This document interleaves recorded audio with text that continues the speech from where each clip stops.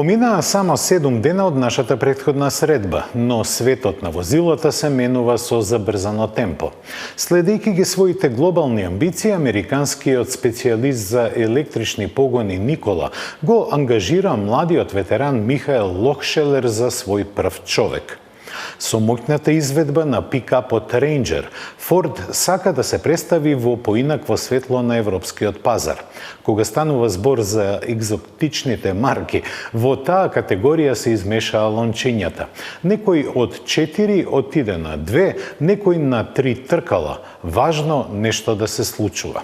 Одвојуваме време за нови концепти на транспортот, а од домашната сцена обезбедивме вистинска посластица. Ја тестиравме новата Kia Sportage со благ хибрид. Добре дојдовте во новата премиера со најважните вести.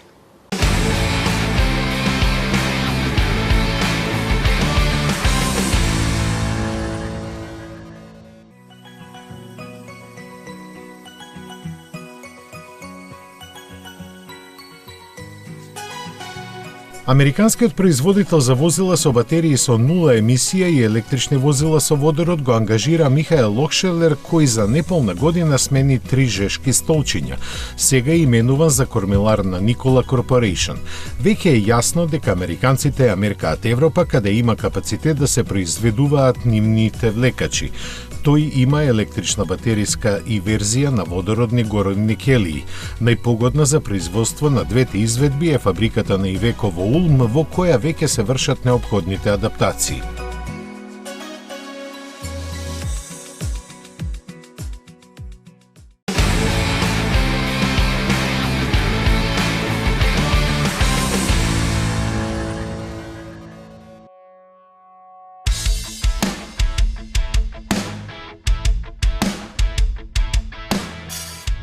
За жал на милиони љубители на Фиат, италијанскиот производител ќе се прости од своите мотори со внатрешно согорување уште во 2027 година. Планови да стане целосно електрична марка постоја и порано, но Stellantis сега прецизно ги одреди и официјално ги потврди. Според информациите, целосниот фокус на електричните возила ќе биде само во Европа, во што ќе помогне и сосема нов модел најавен за идната година. Тој треба да му се придружи на Fiat 500e, кој како единствен електричен автомобил во понудата лани успеа да освои 44.000 купувачи, што е најмногу во неговиот сегмент. Каков ќе биде идниот модел за сега е мистерија. Бидејќи со голема доза на сигурност може да се тврди дека технологиите ќе бидат преземени од PSA, тој веројатно ќе биде кросовер од B сегментот, што се вклопува во досега најавените планови на марката. За остварување на целите во однос на електрификацијата, Stellantis до 2025 година ќе вложи преку 35 милиарди долари. Дел од нив се планирани за трансформација на фабриката Mirafiori во Торино во центар за електрични возила, а во местото Термоли на Јадранскиот брег ќе се гради погон за производство на батерии.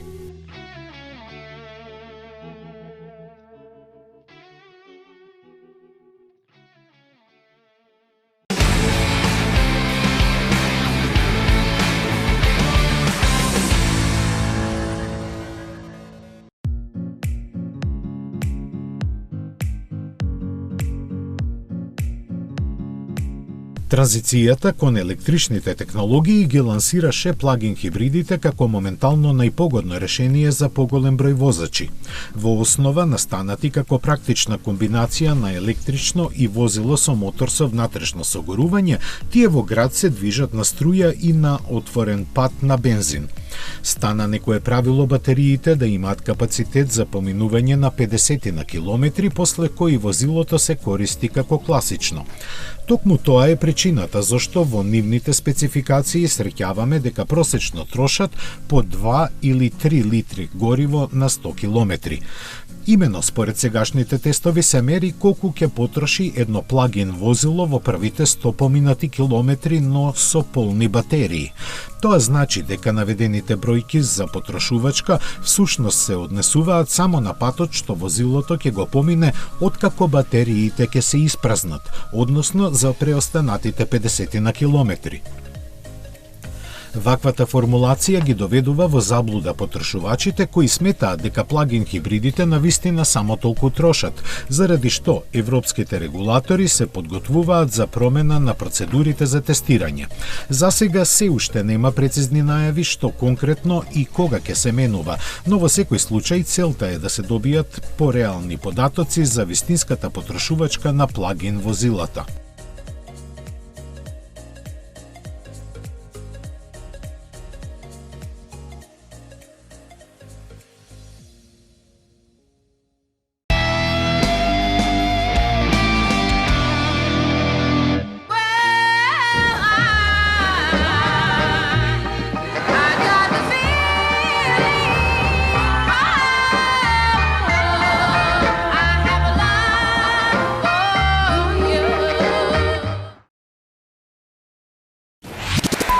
Metropolis, broj 1 radio mreža.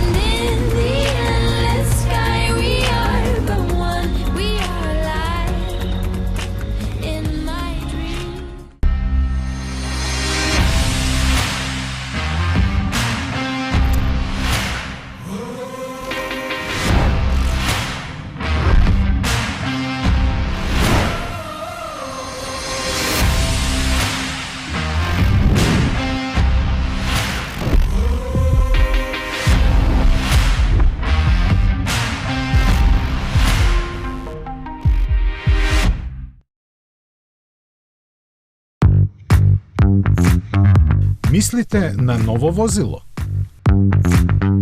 Одберете возило, Шпаркасе лизинг купува за вас. Вие бирате година, модел, боја, месечна лизинг рата. Ние реализираме Шпаркасе лизинг.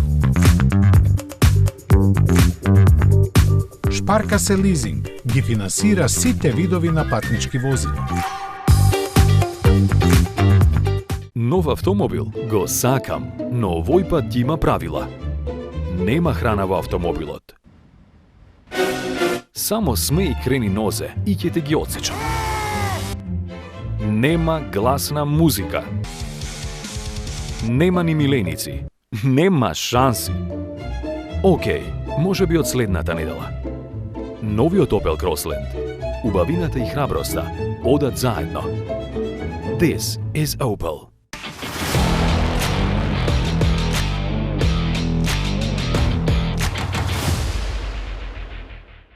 Форд донесе храбра одлука. Новата генерација на Ranger во Европа ќе ја лансира во незината Raptor верзија. Овој пикап со својата сила и можности треба да ги надмине сите конкуренти што има и намера да го стори со 3-литарскиот EcoBoost V6 мотор со 288 коњски сили.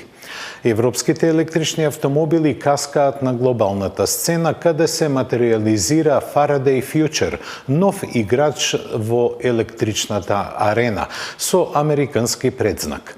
Токму оттаму ни доаѓа и малата компанија што сака да го пробие своето автономно возило со едноставно име.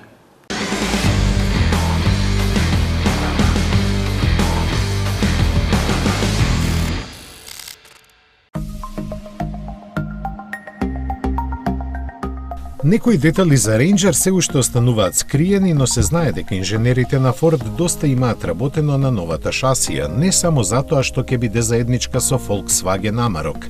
Таа е подготвена за поголеми оптоварувања и ќе понуди подобри возни својства и поголем комфор, заради што форсирањето на Raptor верзијата има смисла. Нејзиниот агрегат, развиен во соработка со перформансното оделение на марката, има неколку поретки технички решенија, меѓу кои и можноста возачот да го подесува звукот на моторот меѓу тивко, спортско и најгласно за офроуд возење. Токму затоа е ревидиран и системот за ослонување со подесливи амортизери кои имаат поголем од, а врвните теренски способности ги обезбедува постојаниот погон на сите 4 тркала со контрола на пролизгувањето и 10 степен автоматски менувач со редуктор. Предниот и задниот диференцијал имаат електронско блокирање, а возачот, доколку сака, може да го исклучи преносот на силината на предната оска. Тој исто така има можност да бира меѓу 7 режими на возење, од кои 4 се теренски, додека влечењето приколка е олеснето со систем за контрола на низината стабилност. Што се однесува до дизајнот, Ranger Raptor е украсен со поробусни заштити на каросеријата и поагресивна маска, а светлата се во LED технологија. Возачот и совозачот имаат спортски обликувани седишта, а централниот вертикално поставен екран е со дијагонала од 12,4 инчи. Скоро исто толкава е дигиталната инструмент табла, а новиот Sync 4 инфозабавен систем располага со врвно Bang & Olufsen озвучување со 10 звучници. Продажбата на Ford Ranger Raptor во Европа ќе стартува од втората половина од годинава, додека стандардната дизелска верзија треба да ја очекуваме во 2023-та.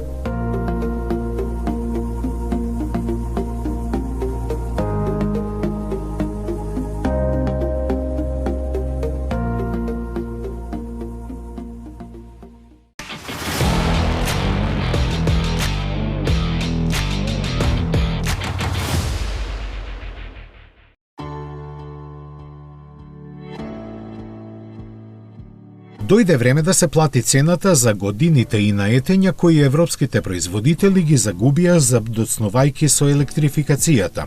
Пазарното учество што тие го имаат покажува дека заостануваат во глобалната електрична трка зад кинеската и американската конкуренција. Лани низ светот се продадени 4,5 милиона нови електрични автомобили, што е двојно повеќе од 2020-та. Но европските производители немаат толкав пораст на продажбата, задржувајќи пазарен удел од околу 1/3. Најлошо е во Кина, каде ниту еден европски модел не е меѓу првите 10 најпопуларни електрични автомобили. Европските производители доста добро знаат дека враќањето на успехот кај купувачите може да чини скапо, но засега стратешки лошо стојат без известност дека нешто значајно може да се смени во наредните 3 или 4 години.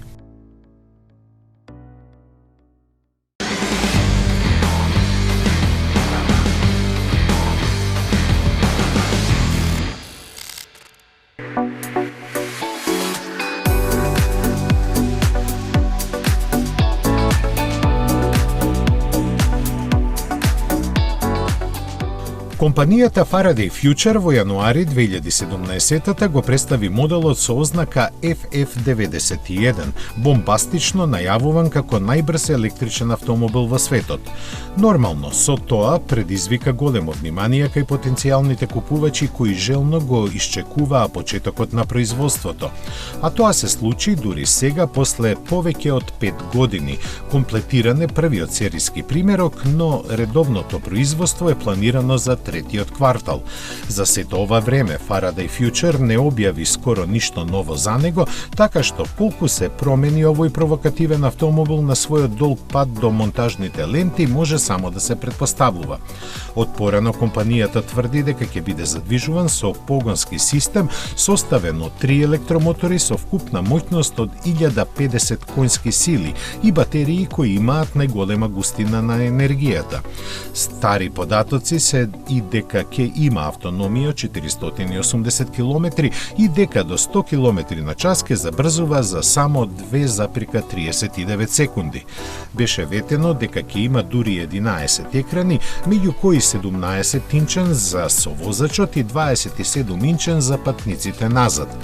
Има уште некои работи кои треба да фасцинираат, што беше доволно да се соберат 14.000 резервации за него, но само неколку стотина купувачи уплатија депозит од $5,000, зашто можеби е причина и цената која се очекува да стартува од $180,000. Во моментот нови резервации не се примаат.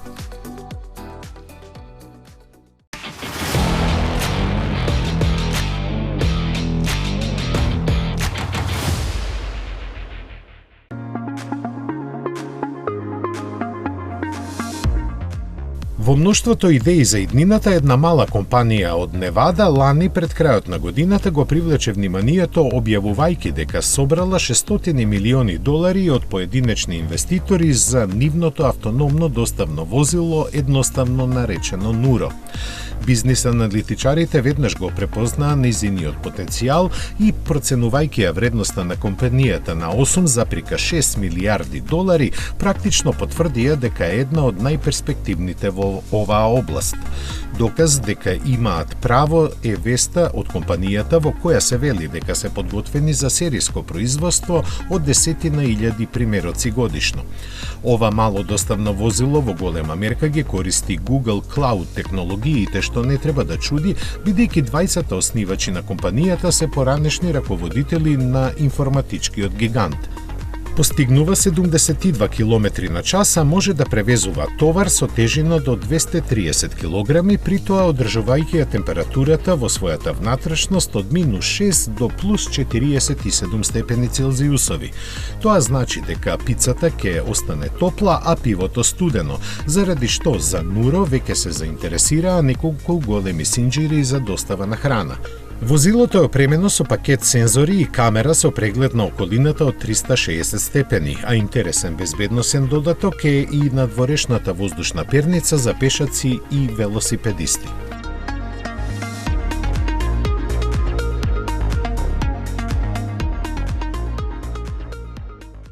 Оној што ја знае својата историја не треба да се плаши за својата иднина.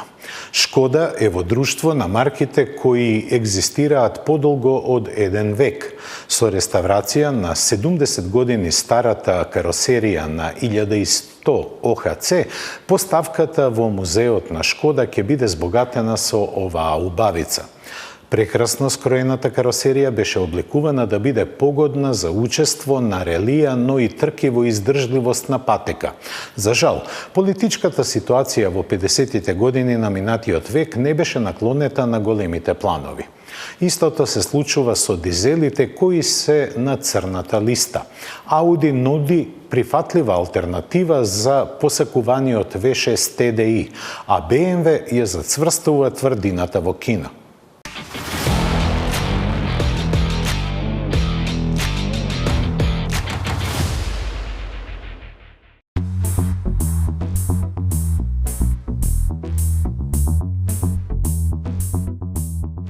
Одбележувајќи ја 120 годишнината од својата тркачка историја, Шкода ни представи еден уникатен модел за кој многу малку се знае.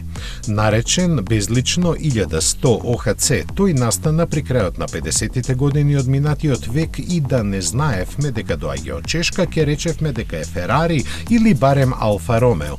Беше создаден со намера да учествува на познати меѓународни трки, меѓу кои и 24 часа Ле Ман, но заради политички причини настапуваше само низ комунистичките земји. Имаше конструкција од цевки со тенки ѕидови и пластична каросерија, а под хаубата нервозно ржеше мал 1,1 литарски мотор навиен на 92 конски сили. Освен атрактивниот изглед, располагаше и со фантастични перформанси.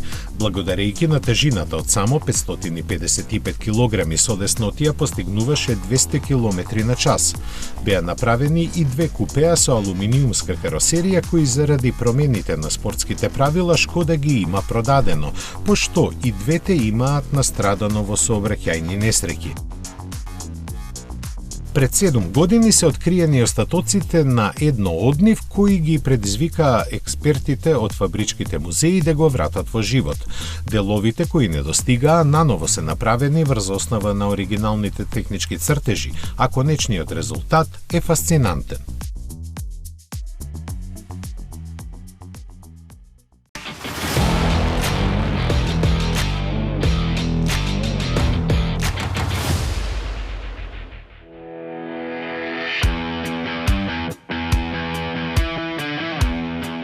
Прифаќајќи ја својата одговорност како загадувачка индустрија, автомобилскиот сектор вложува напори на неконвенционални начини да влијае на климатските промени.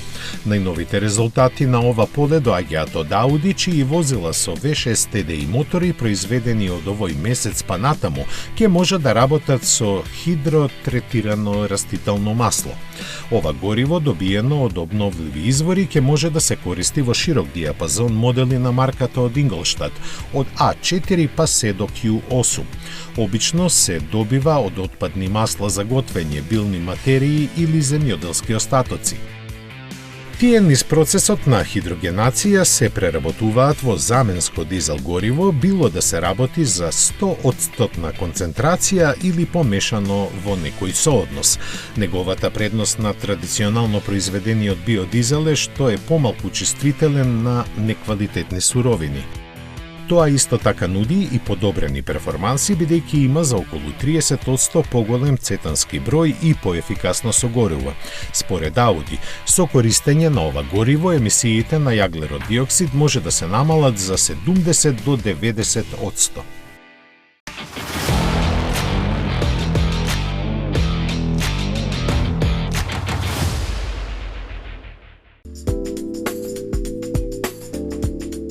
Раководството на BMW донесе одлука да издвои 3,7 милиарди евра за да се стекне со мнозински пакет акции во заедничката компанија што во Кина ја има со Brilliance. Со ова ќе се остварат намерите на германскиот производител да има поголемо влијание над работењето во бизнисот основан во 2003 година. Според BMW, парите потрошени за зголемување на учеството од сегашните 50 на 75% повеќекратно ќе се вратат. Нивните финансиски пресметки велат дека треба да очекуваат еднократен позитивен ефект од 7 до 8 милиарди евра и зголемување на паричниот проток за некои 5 милиарди евра.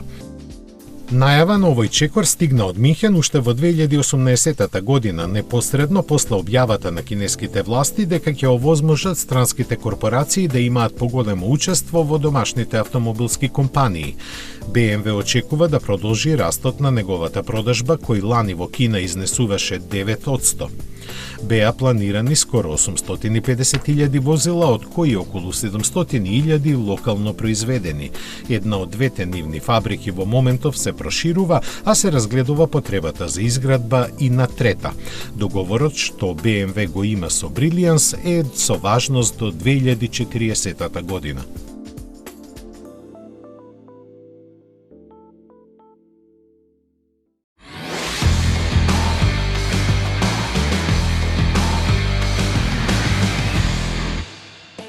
Кија во сегментот на спортско корисни возила е присутна повеќе од 30 години, особено во компактниот сегмент. Нејзина Дут е моделот спортаж кој успева да се одржи на пазарот и да ја представи својата пета генерација. Што е ново кај петата генерација на спортаж? Пред се ја дели основата, но и контурата со братот Hyundai Tucson. Но изгледот на предницата на Kia делува нешто по-спортски. Во Kia дизајнерите сакаат овој потек да го прикажат како нос на тигарот. Па и не е чудно што промотивната боја е токму оваа што потсетува помалку на тигар. Страничната контура која исто така ја дели со Tucson е мајсторски поделена на два дела и тие се сретнуваат на задните светла, кои ја продолжуваат бумеранг формата од предницата, но во хоризонтална поставеност. Скулптурално формираната задница ја кити новиот знак на Kia кој доминира и го крие гепекот со капацитет од 590 литри. Во него има сосема доволно простор да се сместат неопходните работи за 4 патници, а просторот во внатрешноста треба да е поголем, бидејќи со новата генерација Sportage нарасна за 30 мм во ширина и 30 мм во должина. Кога ќе се сместите на задната клупа, имате простор во сите смерови. Одлична ергономија на седење, многу простор за колениците, за рамениците и растојанието од покривот. Иако амбиентот е темен и црн, немате чувство на клаустрофобичност. Она што се забележува во внатрешноста е модерното модулирање на седиштата, па тука имате и остава да ставите, например, таблет. Што е поважно, напојувањето на паметните уреди е решено преку C-USB портови кои се поставени на седиштата, а не во средината. Покрај надворешните разлики во дизајнот, Sportage има и огромни разлики во дизајнот на интериерот во однос на донаторот Tucson. Ако Tucson има модерна внатрешност, Sportage има импресивна. Пред возачот има два 12,3 инчни монитори. На едниот се отсликуваат сите параметри неопходни за возење, додека на другиот се оцртуваат параметрите на конективните системи и асистентите во возењето.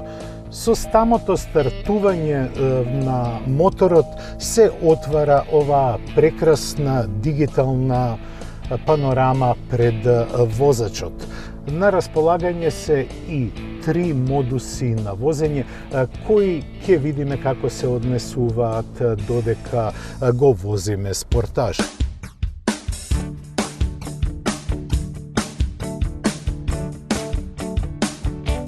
Со доаѓањето на новата генерација на пазарот, Sportage покажува дека е ориентиран кон иднината.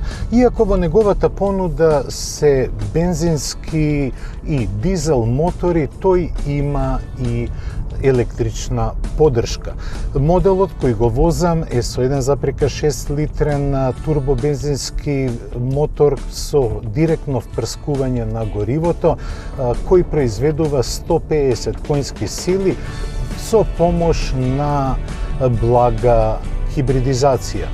Тој има 1,5 киловатна батерија во која се акумулира сила да му даде погон на малиот електромотор, кој помага во меѓузабрзувањата, но и во одржување на темпото на возење. Ваквиот принцип не е вистински хибрид, но допринесува на економичноста. Во моето возење ја забележав просечна потрошувачка на отворен пат од 6,8 литри, додека во град успеав да забележам најниска потрошувачка од 7,2 литри. Што се однесува до возните својства, Sportage никогаш не бил на врвот во својата класа, но никогаш не ни бил на дното. Со новата генерација направени се неколку дотерувања кои во голема мерка го унапредија искуството на возачот. Пред се, управувањето е многу подиректно и ви дава јасна представа како се движи каросеријата, која, патем речено, е добро избалансирана и не се јавува типичното надуправување што беше изразено во претходната генерација. Оваа комбинација е направена да ви пружи комотно, удобно и економично патување. Сепак, оние кои имаат малку поголеми спортски амбиции, ќе треба да се помират и со поголемата потрошувачка. Позитивни страни, освен извонредно атрактивниот дизајн на надворешноста и извонредната внатрешност која во многу случаи плени, особено конективните технологии и асистентите за безбедност кои се вметнати во внатрешноста, се истакнуваат исто така и со лесно и интуитивно користење. Kia Sportage само што зачекори на македонскиот пазар. Јас сум задуправувачот на најопремената верзија која е опремена со 7-степен автоматски менувач и погон на предните тркала. Оваа комбинација со извонредниот приказ пред возачот се добива за 36.800 евра. Секако дека Kia со Sportage отвара едно ново поглавие во своето постоење. Следната година ќе дојде и плагин хибридната изведба која ќе располага со 225 конски сили. Се разбира дека ќе биде и поскапа. Но она што е поважно е дека и на пазарите како што е македонскиот, Sportage буди голем интерес на публиката, а како што стојат работите и цената не му е голем проблем. Дури и најмалку опремената верзија која го има овој извонреден приказ пред возачот чини нешто повеќе од 25.000 евра.